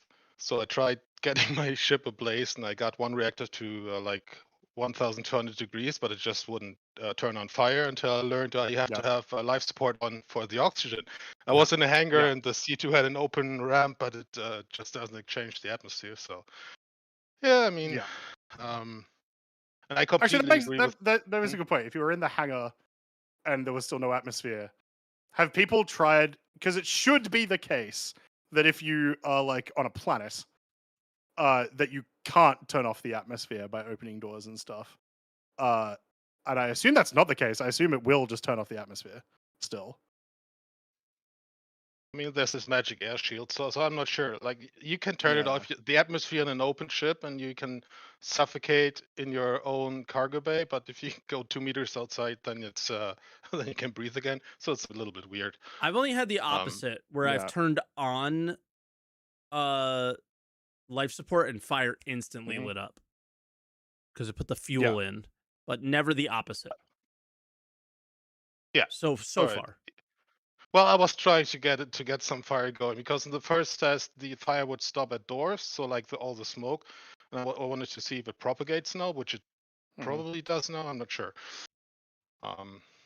But overall So overall engineering for me is just I have to use it more. I'm not much of a ship battle guy, so I feel for an industrial player, it's like you just repair and refuel your ship, and you won't have any anything to do with it. I'm much more hyped when they put in refining, because that's more interesting for me. Usually I get hyped with new game systems, but this one, I don't know. It just doesn't click yet. But I would imagine just on that, like they are talking about, they have been talking about since CitizenCon and like some monthly reports, like trying to put back in more of those PvE like mid jump encounters and stuff, right? That is theoretically when the solo Hull C player is going to experience engineering a lot more. Because right now you're only experiencing it realistically if you get PvP'd, and likely that is no different to 4.4. You're probably dying both times. So true. Yeah. So that needs to be implemented before we'll probably see a big change in that aspect. Yeah. And just one for the multi-crew thing you mentioned, because this is what I always say, like we play as an org quite a lot, but a lot of events we just have to do solo, because you take the rapid usually, or the points are not split. And like I would say my rule of thumb would be make multi-crew gameplay like 10 to 20% more worth than solo gameplay, so you don't give the solo gameplay, but it's nowhere near that yet. So you're basically forced to do a lot of stuff solo, otherwise it just doesn't feel right that you get like a fraction of the stuff just because you play together. So Yeah, the game just gets like infinitely more annoying the more people you yeah, add everything to your takes group longer currently. as Yeah. Yeah. well. Yeah. Right, but for the VR stuff, I can only add to the other guys. It's I have to say, like I've seen a couple of tier 0 implementations from COG, and this is more like a T1 for me. It's so much like the stuff you can already set up. Like if you toggle in between the theater mode, like there's a couple of things like the HUDs won't zoom in. So if you open the engineering or ASAP, it doesn't zoom in. So you have to sort of like try to figure it out, but you can go like hit a key combo and then you're instantly in like your big theater screen, which you set up in VR as well, and you can do all the stuff you can't do otherwise, or not very well.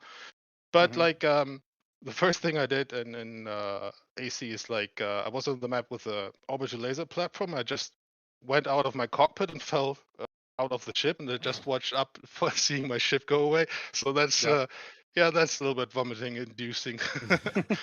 But apart from that, like I tried a couple ships. I tried the L-21 Wolf, and it felt a lot bigger. If you like, it's not that big of a ship, but if you sit in the cockpit and everything is, it looked a lot bigger. Whereas the Perseus looks smaller when you sit in the cockpit seat, which is kind of weird. But you were asking about how sticks work. Like I have a HOTAS setup, and no HOTAS. So, but basically, my left stick is like a straight forward and left stuff.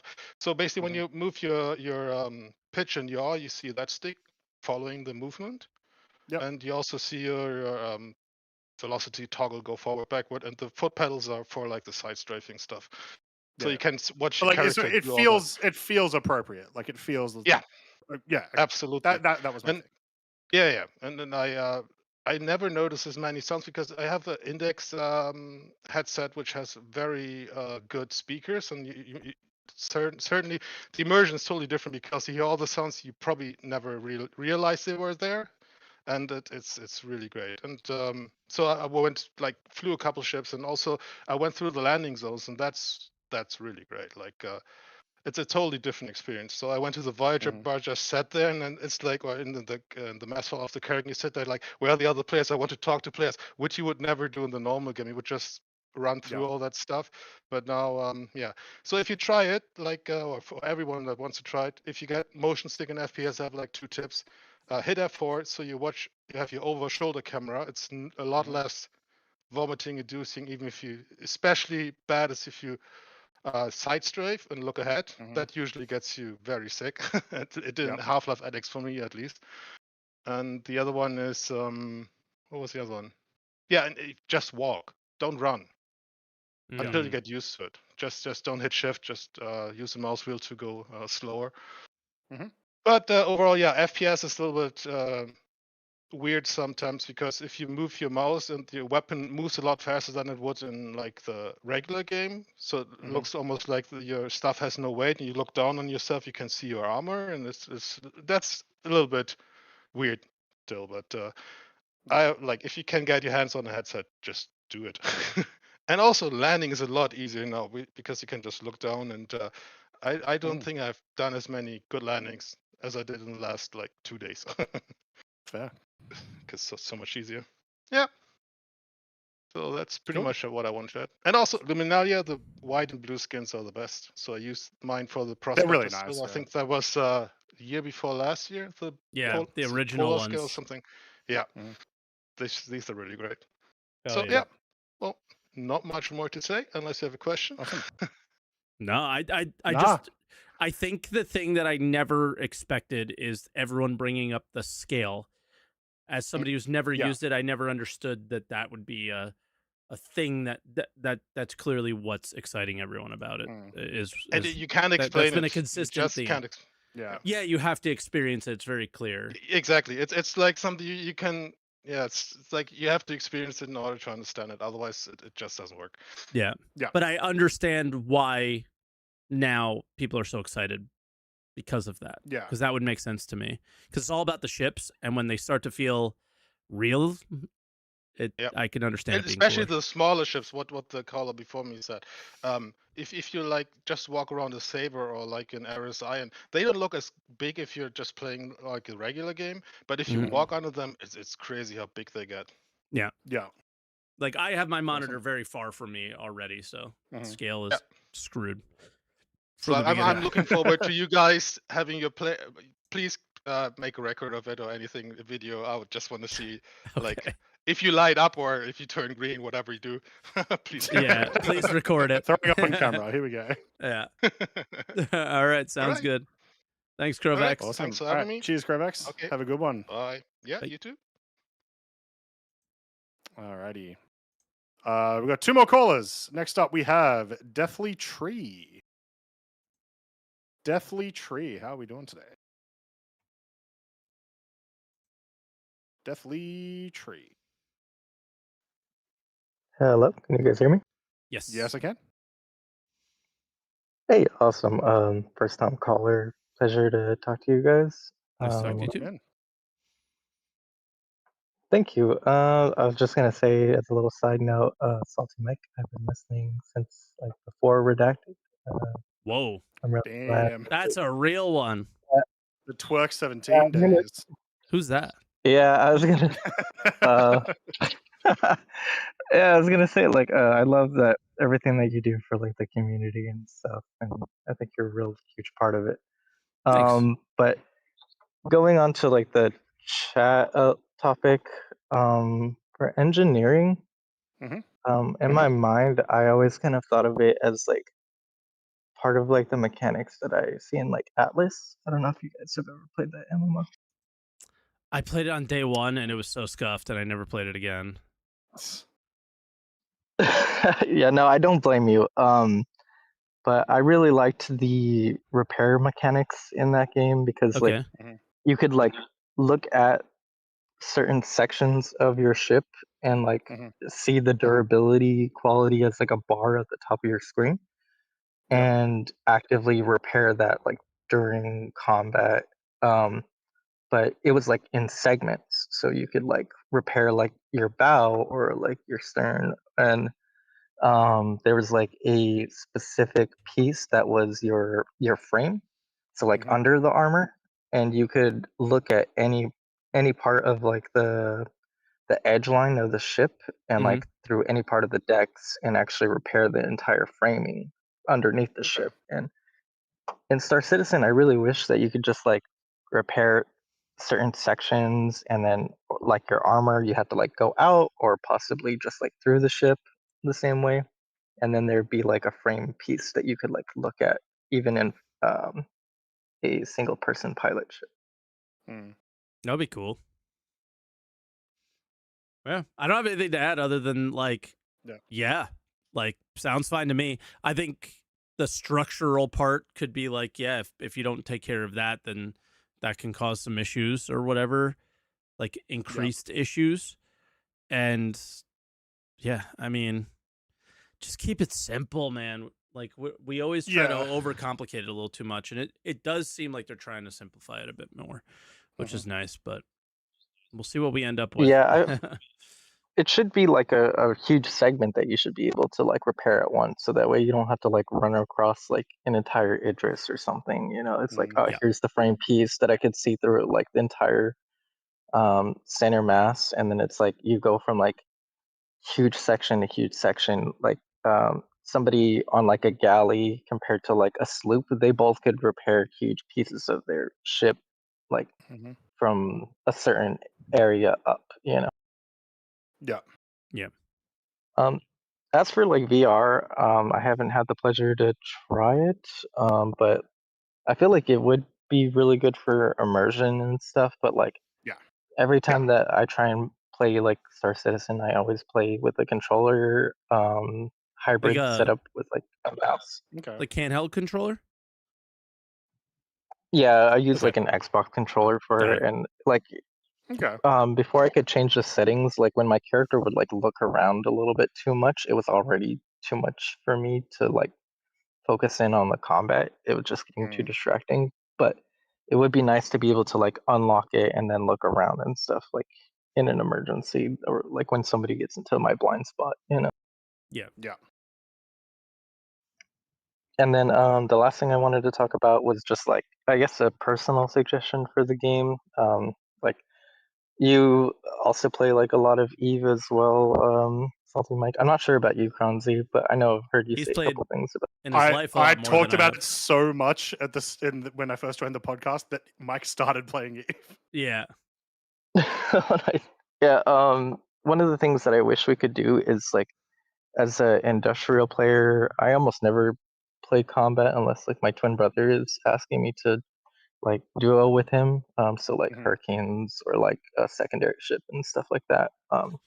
Like Turk gameplay. But I really wish that I could replace like the guns on like my prospector and stuff with like an additional like shield generator or like an engine or maybe a power supply, just something that's like more industrialized. Because anytime that I see another player when I'm like pinged on when I'm mining and stuff, I just immediately try and teleport out of there. So like it'd be nice to have something that's like a utility mount, even just like a, what are they called, a tractor beam, you know.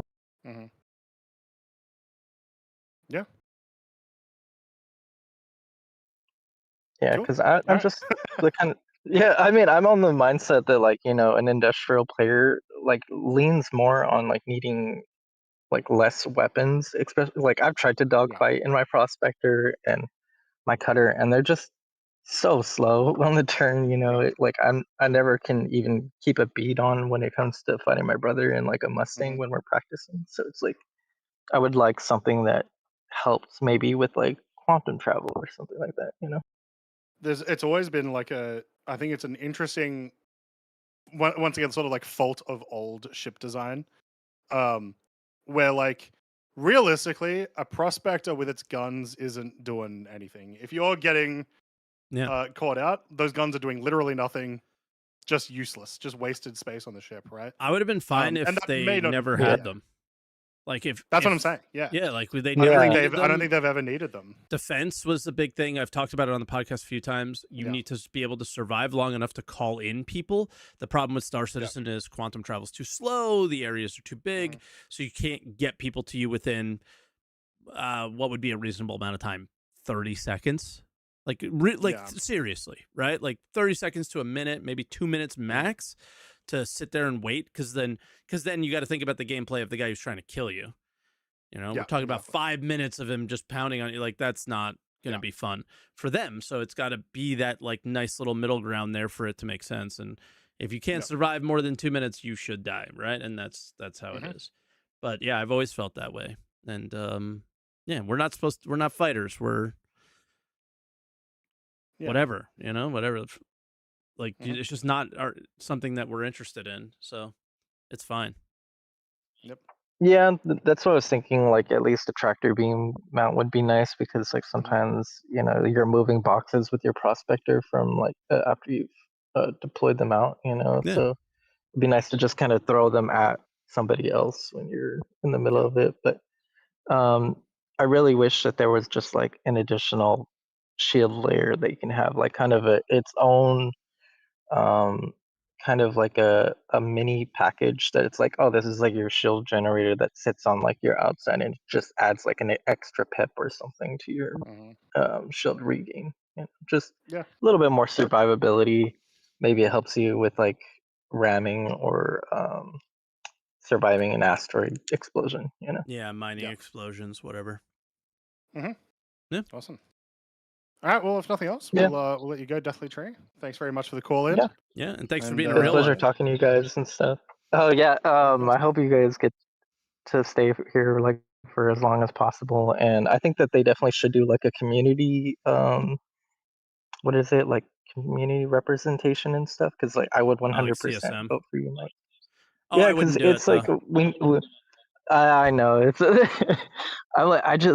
I feel like some people are they don't see the things that need to be improved in the game and stuff. They kind of just put blinders on, and it's nice to hear from you guys that you like see the things that are like needing I think it requires to have a healthy, more healthy relationship with the game and not obsess over it. I Mhm. think the people who are like constantly defending the game for XYZ things are just have an extremely unhealthy relationship with the game.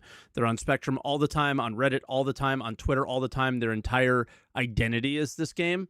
And, you know, it may seem that way for somebody like myself, but I stream like 4 hours a day and then, you know, make a YouTube video from that stream sometimes, or work on one YouTube video a week, and the rest of the time I'm having a healthy relationship with the world and not focused on those things, right? Or I'm playing other video games that are actually fun. And I think that's just where these things come from. And I think your average person is would agree with most of the things that we say here. It's just the average person isn't the one yelling on Spectrum, right? So it just seems like people are unhealthy. It's just the ones that are yelling. It's also important to be able to try to get the perspective of other people in the space that may play the game differently to you, because then you get a better idea of what the game as a whole needs, rather than not necessarily what you want for the game. You know. Yeah, there's a lot of that too. Like you can just blatantly see the bias. Yeah. Awesome. Yeah, that's why I like my brother's perspective, because he plays on the combat side of things. So it's like I'm able to kind of understand a lot more of what's going on through him. Yep. Yeah. For sure. There you go. Yeah, we'll leave you there, definitely. Thanks again for the call, and hopefully we'll get a call in again from you soon. Yeah, man. Pleasure. Talk to you soon. Catch you, mate. Alrighty, our last caller is the GreasedScotsman. Yeah, we did make it 2 hours. GreasedScotsman, how we doing? Hello, how's it going? Good. Very well, thank you. You're just going to be volume over your face today, Croncy. Sorry. Oh, good. There you go. All right. What would you like to let me know if I'm audible, okay? You're good. I'll handle it if anything. Sweet. Okay. Well, so a couple of things I just wanted to mention, because there's a little bit of confusion. I've been in testing the PTU engineering pretty much daily. Fire does indeed propagate outside of the room that it originates now. So that's really sweet. Currently, components don't really show the damage that they're taking, even on the engineering screen, until they basically drop to 0 health. So that can be really jarring. Fire does show up in VR. But the latest patch seems to have fire happening very rarely. So some people were thinking that like fire had been disabled or something. Cooling is kind of Did they functional. actively say that they reduced the rate of it, or it's just... So none of this has been mentioned. It's just through... I've got a group of people that I get in and test with pretty much on a daily basis, and we've been having a lot of fun with it. But and then I think there's a little bit of like things that haven't been stated about armor and hull health. A lot of comments on like Reddit and Spectrum and stuff, they seem to think, oh, as soon as the hull health hits 0, the ship explodes. That's not the case at all. The current iteration of the PTU patch is your armor gets depleted, then you can start taking full damage to your components. Unfortunately, that damage isn't represented at all. Currently, it's bugged. But then hull health can reach 0.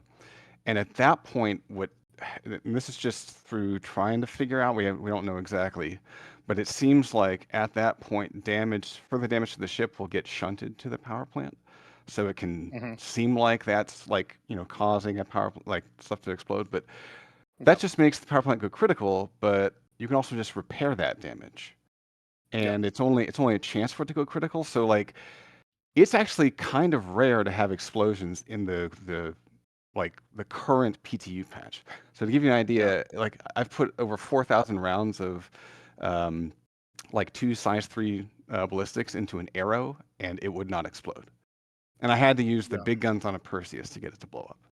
Right? So like the hull of the ship is really resilient right now. Now I don't know if that's a bug or whatever, but getting ships to blow up that are player-owned ships. Now, obviously, NPCs, they've got a different thing. They still are operating on hull health goes to 0. You get a nice explosion because they want you to be able to complete missions. But I really hope that they keep some version of what they have now, because what's in there now is obviously they got to get rid of all the bugs. Mhm. What's in there now is like proper derelict ships, right? And actually, you're going to run into the problem where a good multi-crew is going to be able to repair themselves and get back into the fight. So CIG actually needs to figure out how do we keep ships, I think, down longer, because especially with the repair speeds, like it's far greater consumption of the RMC material, but you can repair components really, really fast right now. And so I could see like a good crew is going to be able to bring themselves back online while someone's trying to board, right? So like they need to get that sweet spot of like knocking you offline and keeping you there, allowing for you to be boarded. So they've got to figure out that tightrope. Is it as simple as just like when you do repair a power plant, it has a cooldown? Is it as simple as like just doing something like that? Do we think? Right. Yeah. That could be a solution. Well, what I personally would like to see, and I hope that they like a spool up completely timer. change some kind of cooldown or some sort of like reboot process, right? Like I think that would make sense, right? Because why, when something is repaired, like shouldn't there be some initialization that it needs to go through, right? I mean, I think I don't necessarily agree with what you're saying is actually a problem, because like what is actually happening, because we've now made ships more survivable, but through that process, is that like you will probably take them down a few times before you board them, right? And then in the process, you're also probably going to continue damaging them while they are down, so that when they do come back up, it's either one, slower because there are more components for them to like heal now, or the wear and tear is going like really crazy. So I don't know if it's necessarily actually a problem.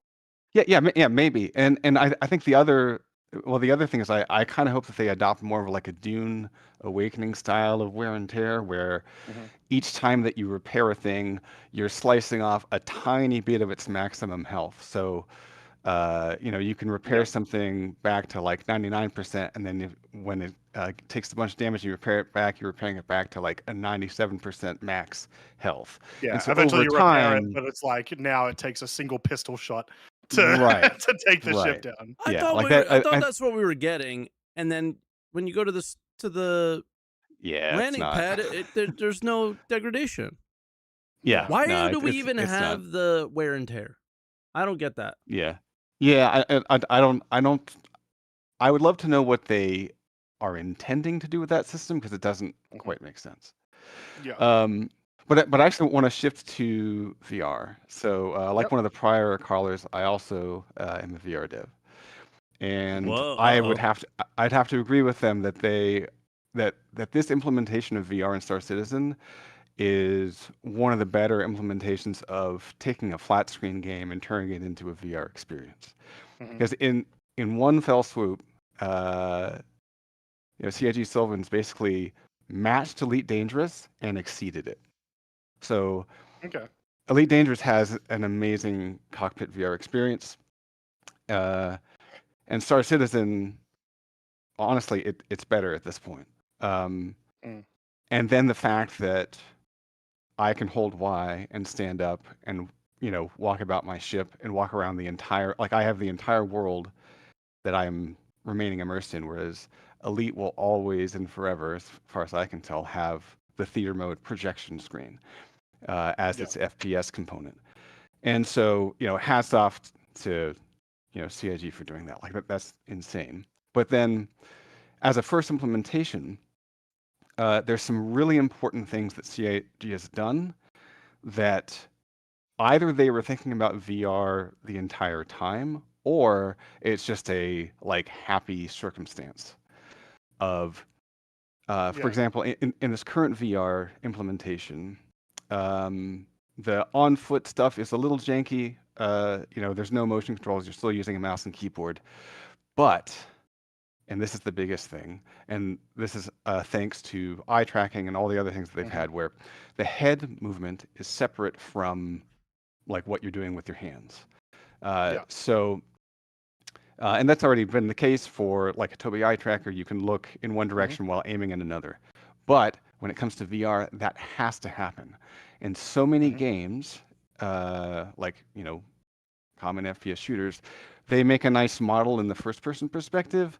But like, if you think about like the old like Quake and Doom games, the actual like bullet came out of your face basically exactly where the crosshair was, whereas even in this current implementation, the guns are modeled extremely well to the point where you have to physically align your eyes, like your sight lines, down the sights of the gun in order to get your bullets to be on target.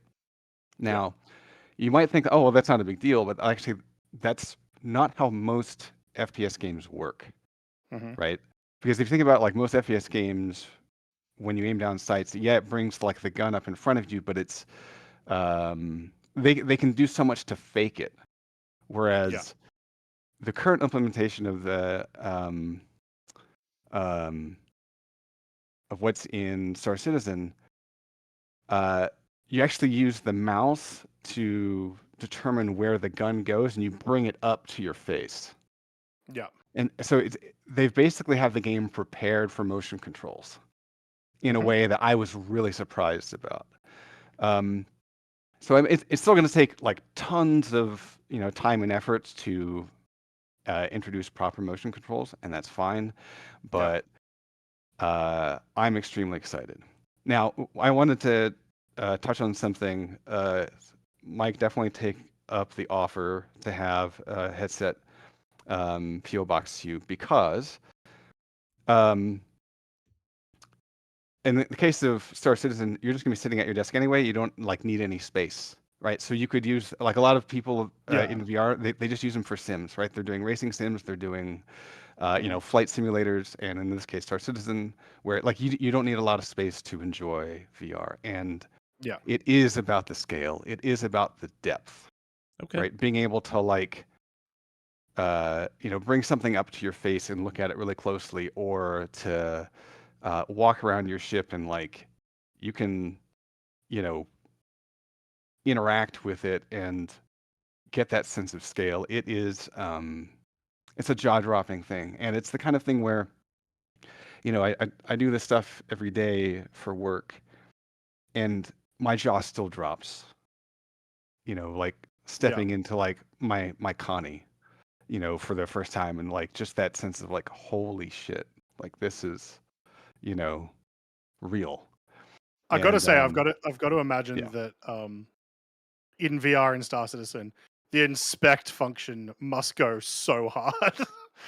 Well, so and the best thing about it is when motion controls come online, you're going to be able to twist and turn that item and examine it from every angle you'd ever want to, not just the sort of like predefined rotations that they. Oh my god. You're going to be able to read those iPads, and when you scroll, it's not going to zoom your freaking camera in when you do it. Yeah. Well, so hilariously, one of the things I did, I went to, I think it was like, is it Area 18 that has like that little like coffee stand, like right near the hangars, right? Yeah. There's a bunch of magazines like at the stall. And I crouched down. I went prone, and I sat there and I read the magazines. And there's actually like stupid little stories on them and stuff. Yeah. Like they're like these little hilarious stories that are, like all these little bits and pieces of tiny details. It's just it is definitely worth the time and effort, especially if somebody's offering to toss you a headset. It's worth it. So okay. All right. Well, we gotta leave you there. I've got to head off, so we'll leave you there. Thanks very much for the call. Appreciate it a ton.